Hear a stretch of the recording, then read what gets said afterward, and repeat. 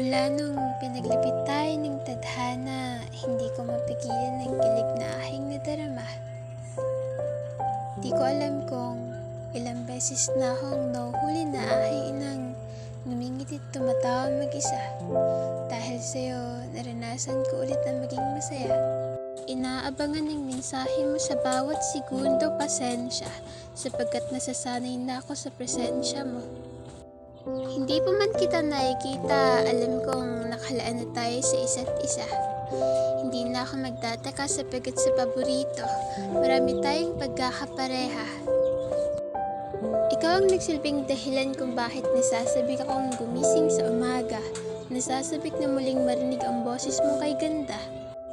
Ikaw yung rason kung bakit nabuo muli ang aking pangarap, sapagkat ikaw ang nawawala kong sangkap. Malayo man ang pagitan, mananatili pa rin sa iyong tapat, sapagkat ikaw sa akin ay nararapat at ako'y sa'yo lang dapat.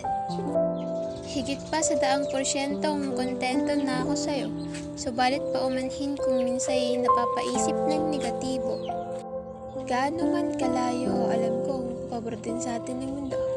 Ilang metro man ang layo, tadhana ang bahala upang tayo magtagpo.